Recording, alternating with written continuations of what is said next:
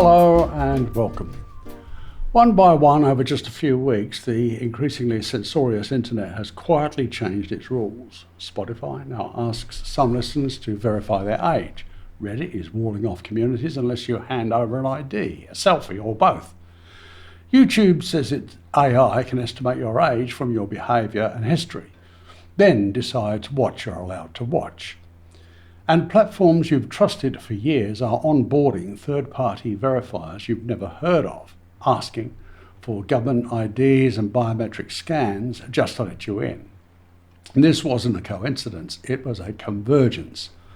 A wave of new mandates and policy pressure crested all at once, and the age of show your papers online has commenced. This isn't just a new login screen, it's an inflection point, a pivot from an internet built on openness and pseudonyms to one built on checkpoints and continuous inspections.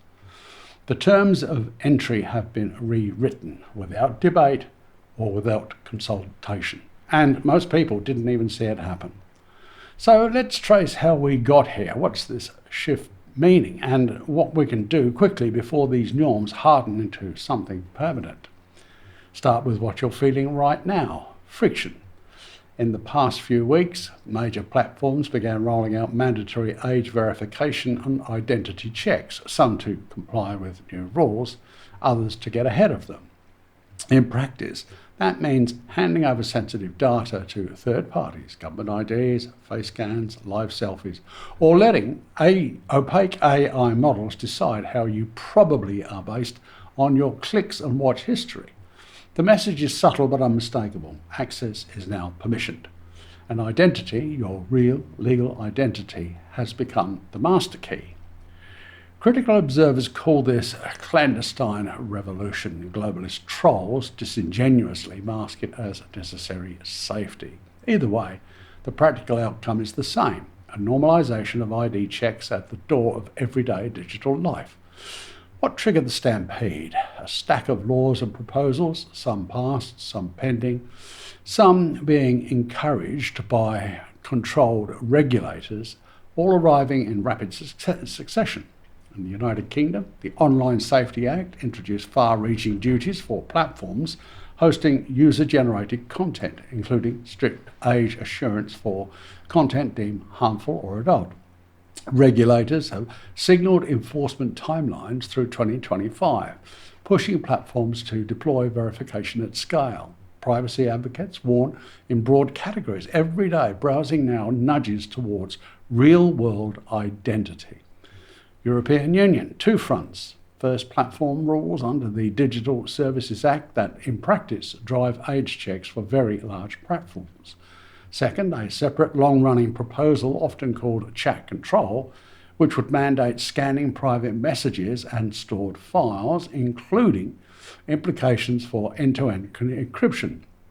The details and timelines have shifted over years, but the direction of travel alarms security experts. Scanning and backdoors erode privacy for everyone. Canada, new and proposed measures to expand law enforcement access to online identifiers and communications have cycled through Parliament in recent sessions. Civil liberties groups warn about warrantless access and compelled platform backdoors. The specifics are fluid. What matters is the clear policy appetite for expanded surveillance powers. Fascist Australia. Globalist shills have floated aggressive age restriction and age verification requirements across social platforms and potentially search engines. Some proposals contemplate face scans or government IDs to gate access for minors. The exact scope varies by bill and by state, but the momentum accelerates towards mandatory verification. Switzerland.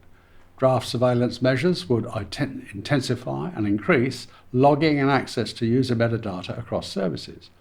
Privacy-focused companies have warned they may relocate if compelled to de-anonymize users or weaken encryption. In the USA, a patchwork of state laws and bills, some already enacted, require age verification for categories of content or platforms, with approaches ranging from third-party ID checks to data sharing mandates. In a federal system, platforms often choose the strictest common denominator and apply it everywhere. Platforms typically establish global policies for their global code. Even when rules apply locally, companies often roll out one policy worldwide because it's cheaper, simpler, and safer for them. And that's how a handful of laws can silently rewrite the terms of access for billions. Note for the record, these maliciously contrived laws evolve quickly, so check status in your own jurisdiction. My purpose here is to outline the trajectory and highlight its implications because this didn't happen overnight. It's taken decades of totalitarian tiptoe groundwork. Step by step, platforms stealthily increased identity friction. First a phone number, then an ID photo, then a live selfie or a face print. Each change framed as anti-fraud, anti-bot or child safety. Individually perhaps tolerable, but cumulatively unacceptably transformative. There's also a political mechanism with an old name, jawboning. That's when officials strongly encourage changes without passing a law, a hint about misinformation, a nudge about national security, a reminder that regulation could be just around the corner. Technically voluntary, but functionally coercive. By the time formal mandates arrive, the public has adjusted. The norm is set. Prove who you are first, then speak. We've been taught that identity verification equals safety, but there's a cost we rarely name, liability. The term KYC, Know Your Customer, originated in finance and spread to the wider web.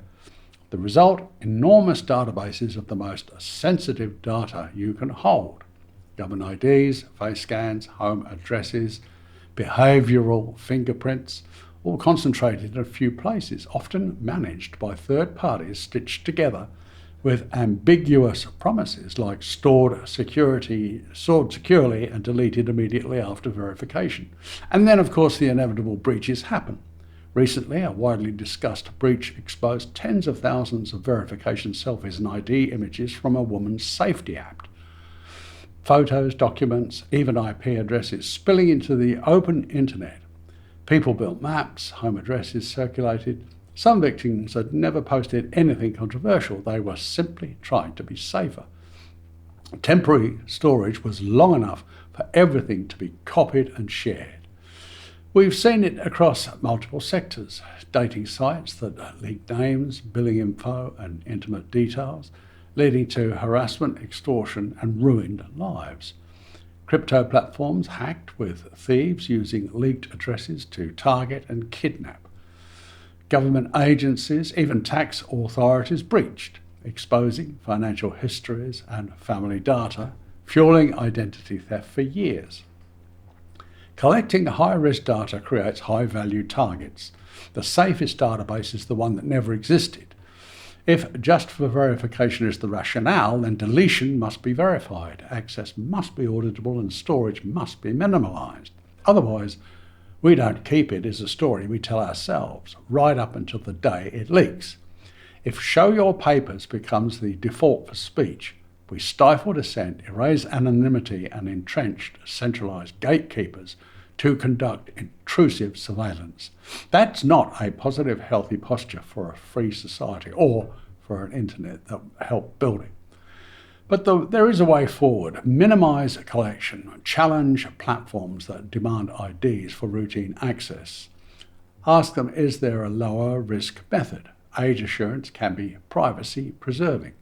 On device checks, selective disclosure, zero knowledge proofs without shipping your passport to a data broker.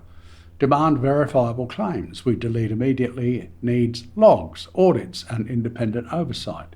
If a platform can't prove it, assume it's not happening. Defend encryption. Scanning and backdoors weaken safety for everyone, especially the most vulnerable. End-to-end encryption is essential infrastructure for a free society. Preserve pseudonyms.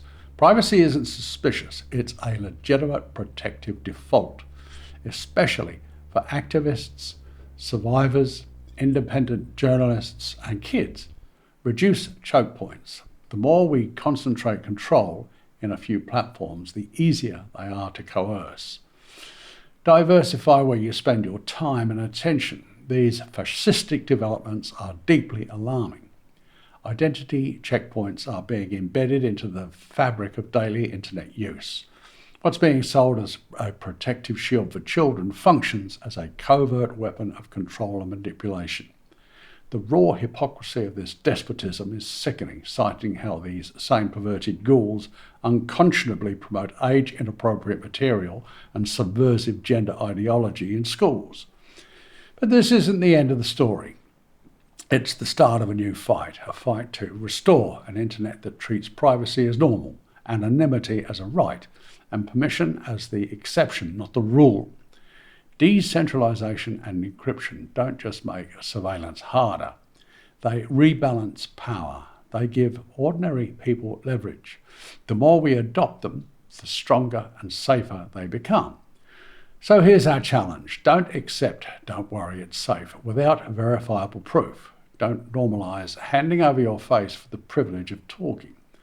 And don't wait for someone else to build the future you want to live in. We must rescue and restore it to how it's supposed to be, not as a landscape of Stasi checkpoints and compliance, but the open, resilient, human-scale web of its original purpose. Internet 3.0 isn't a brand, it's a globalist controlled and manipulated direction.